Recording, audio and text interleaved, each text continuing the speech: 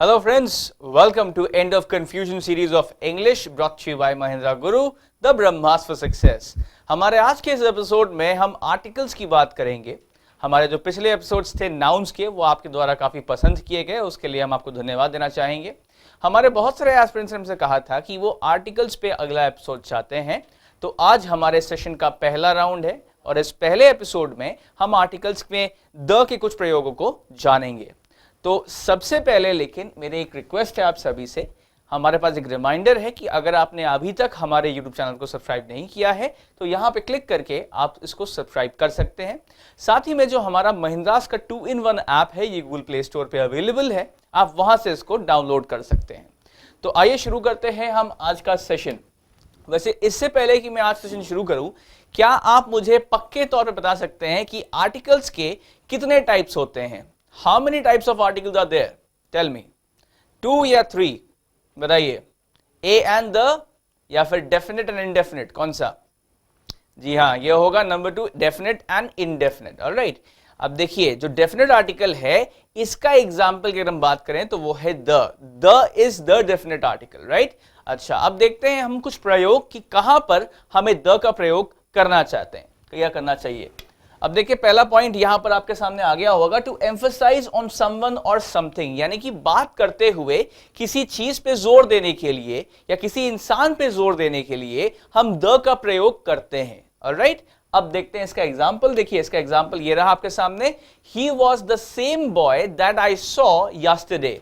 यहां पर हम एक इंसान की बात कर रहे हैं, हम एक लड़के की बात कर रहे हैं, हम ये कह रहे हैं कि he was the same boy that I saw yesterday, यानी कि we want to what do you say, emphasize, we want to focus here, so that's why यहां पर हम the का यूज कर रहे हैं। अब देखिए, जो दूसरा सेंटेंस है वहां दिया हुआ है, this is the lamp I told you about, यानी कि शायद एक खास तरीके के लैंप की बात हो रही है और उस लैंप पे जोर देने के लिए यहां पर ऐसे लिखा गया है कि this is the lamp I told you about। तो फिर अगर हम किसी पे जोर दें या फिर किसी चीज पे जोर दें तो उसके आगे हम the का प्रयोग कर सकते हैं। तो आइए चलते हैं, अगला पॉइंट देखते हैं कि अगला कहां पे यूजेज है। अब यहां पर देखिए, आपके सामने आ गया, before rivers, seas and oceans, यानी कि नदियां, ये सागर और ये महासागर, इनके आगे हम द का प्रयोग कर सकते हैं। तो आइए देखते हैं इसका एग्जाम्पल। अब देखिए, एग्जाम्पल आपके सामने है, the Ganges, the Arabian sea and the Indian ocean. अब देखिए, जो गैंजेस है, यहां पर गंगा एंड इट्स ट्रिब्यूटरीज का एक कंबाइंड नेम है, द गैंजेस। अरेबियन सी आप जानते ही है, समंदर है, it's actually what you can say Mumbai के आगे पड़ता है भाई। एंड साथ ही में इंडियन ओशन भी आपको पता ही है, India is the only nation to have an ocean named after it. तो ये कुछ एग्जांपल्स है और इन सभी के आगे हम द लगाते हैं। उम्मीद करता हूं ये आपको समझ में आया। अब देखते हैं अगला पॉइंट। देखिए, जो अगला पॉइंट है वो ये रहा आपके सामने, ये है before books of administrative importance, यानी कि कह सकते हैं आप, जो एडमिनिस्ट्रेशन होता है उसके जो किताबें होती हैं, जिसके जरिए जो रूल बुक होती है, उन रूल बुक्स के आगे भी हम द का यूज करते हैं। आइए देखते हैं इसके यूजेज, इसके एग्जांपल और यूजेजेस।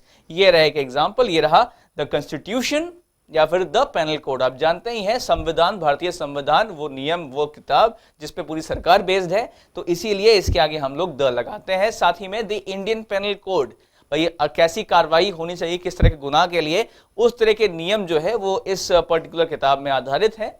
तो ये रहे कुछ एग्जांपल्स कि अगर हम before books of administrative importance की बात करें तो कॉन्स्टिट्यूशन या पेनल कोड एक्सेट्रा के आगे हम लोग द लगा सकते हैं। उम्मीद करता हूं ये जो 3 पॉइंट थे, टू एम्फसाइज ऑन समवन और something, before river, seas and ocean and before books of administrative importance, इन तीनों के आगे द आता है, ये आप समझ गए होंगे। आइए हम बढ़ते हैं हमारे अगले स्लाइड की ओर। अब देखिए, जो पहला पॉइंट है वो ये रहा, वो है बिफोर माउंटेन रेंजेस, यानी पहाड़ी श्रृंखलाओं की अगर हम बात करें तो उसके आगे आपको द लगाना चाहिए। So before mountain ranges you should use the. अब देखते हैं इसके एग्जांपल्स। अब देखिए, इसका एग्जांपल यहां पे आ जाता है, द एल्प्स। क्या इसको हम द एल्प्स बोलेंगे या दी एल्प्स बोलेंगे, बताइए। देखिए, अगर टीएचई के बाद कोई वॉवल आ रहा होता है तो हम टीएचई को प्रोनाउंस करते हैं as the, alright, so it should be the Alps. लेकिन अगर टीएचई के बाद कोई कॉन्सोनेंट आता है तब उसको हम द प्रोनाउंस करते हैं। तो over here so the Alps but the Himalayas. आप दी एल्प्स जानते ही हैं भाई, जैसे कि हिमालयाज हमारे देश की एक पहाड़ी श्रृंखला है, वैसे ही जो एल्प्स है ये एक यूरोप की एक पहाड़ी श्रृंखला है वैसे। तो दी एल्प्स क्योंकि ये भी पहाड़ी श्रृंखला है और द हिमालयाज क्योंकि ये भी पहाड़ी श्रृंखला है। आइए देखते हैं अगला पॉइंट।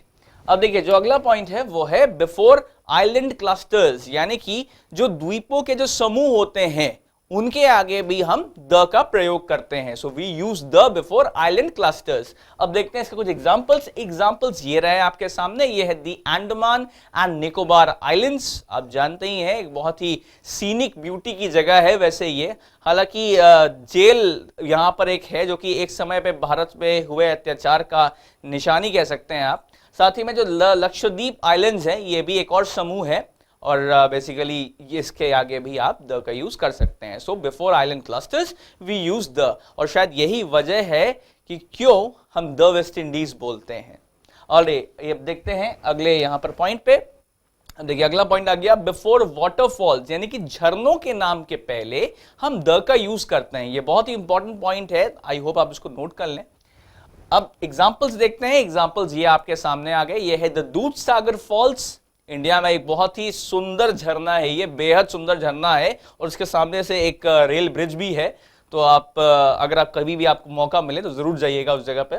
साथ ही में द नायग्रा फॉल्स, आप सभी जानते ही हैं ये विश्व का बहुत ही फेमस फॉल है।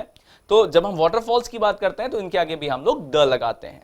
उम्मीद करता हूं कि आपको before mountain ranges, before island clusters and before waterfalls के आगे द लगाना है, ये अच्छे से समझ में आ गया होगा।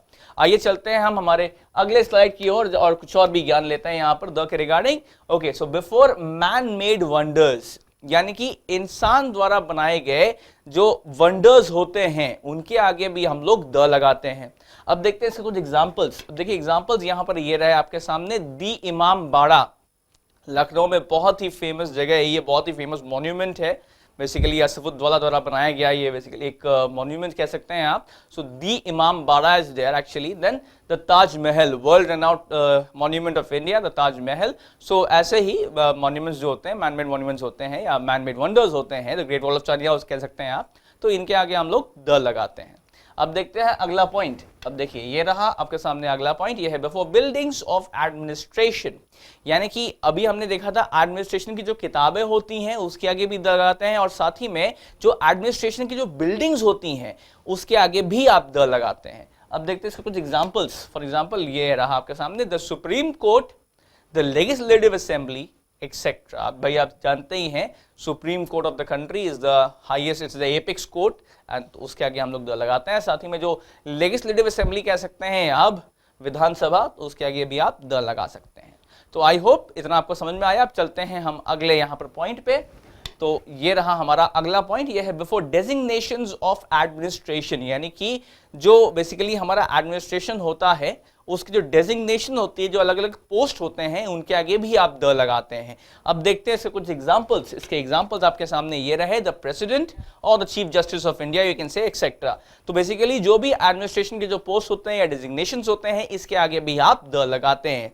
तो उम्मीद करता हूं कि ये जो अलग हमने पॉइंट्स दिए थे आपको, before man made wonders, before buildings of administration and before designations of administration, ये आपको समझ में आया।